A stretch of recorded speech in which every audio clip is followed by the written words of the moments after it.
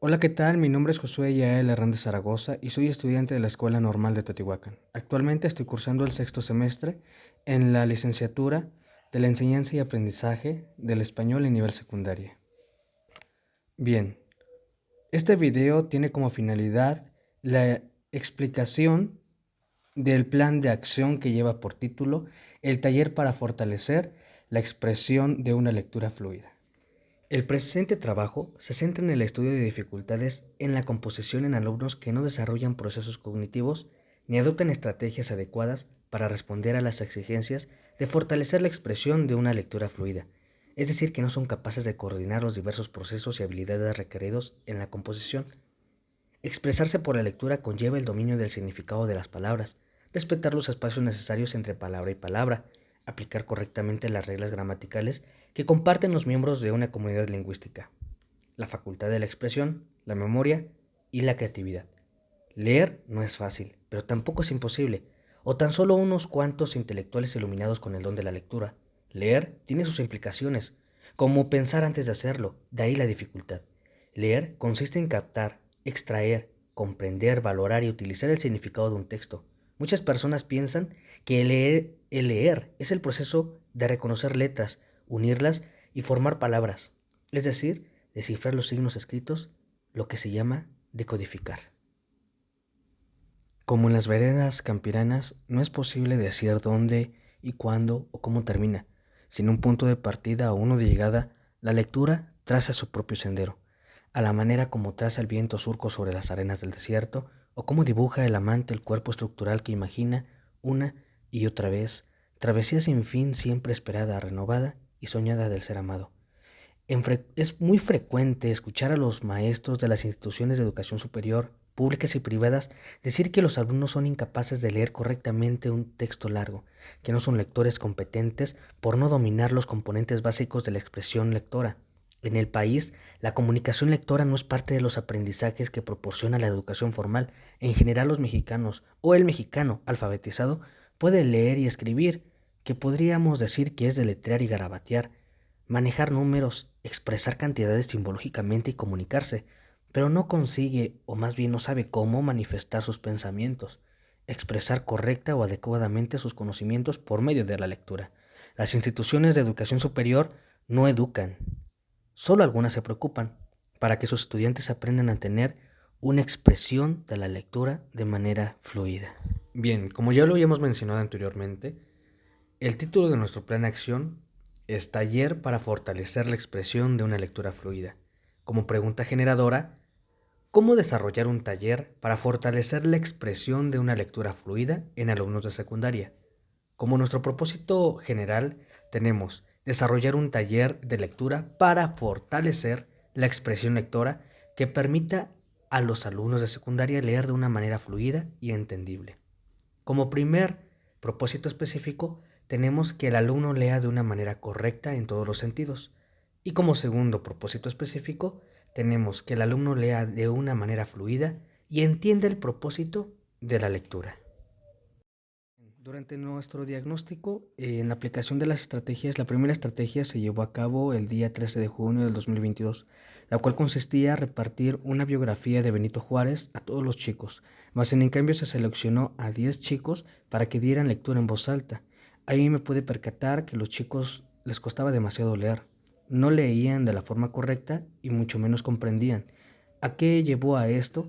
A que los jóvenes también la pandemia les afectó demasiado. Cabe mencionar que ellos acaban de regresar a las clases y los chicos comentan que durante su estancia en sus casas, las clases en sus casas, pues prácticamente no leían y esto les afectó bastante. Entonces, para la segunda estrategia que se aplicó el día 20 de junio del 2022, de acuerdo con la autora Laura Puc Domínguez, en su libro Adolescentes Lectores, nos decía, más bien nos menciona, que los chicos para que ellos tengan la necesidad de leer, para que a ellos les cree y les nazca la lectura, deben de leer textos que a ellos les agrade. Entonces, para el día 20 de junio del 2022, se les pidió que llevaran una biografía de cualquier personaje, el personaje que ellos gusten. Los resultados fueron distintos, porque al haber interés los chicos mostraban mayor incremento a la lectura. Probablemente ellos en sus casas leyeron la lectura, por lo consiguiente el día de la clase se les facilitó leer la biografía, mas en cambio se les vio y se les notó bastante la motivación a la lectura en esa sesión. Como fundamentación teórica retomamos a dos autores que nos contribuyen bastante al sentido de la lectura. Como primer autor tenemos a Daniel Cassani con su libro Laboratorio Lector, que nos explica que leer es un verbo transitivo, puesto que la actividad lectora va mucho más allá del acto de obtener información. Leer como inminente manifestación del lenguaje implica adentrarse, conocer y comprender una visión del mundo. A partir de aquí, Cassani nos plantea tres posibles abordajes de la lectura. La lingüística, que existe por sí misma en tanto que las palabras han sido escritas en papel. La psicolingüística, es decir, que es el proceso en el que el lector se enfrenta con el texto, lo conoce, interpreta y se apropia al hacerlo coincidir con sus propias experiencias.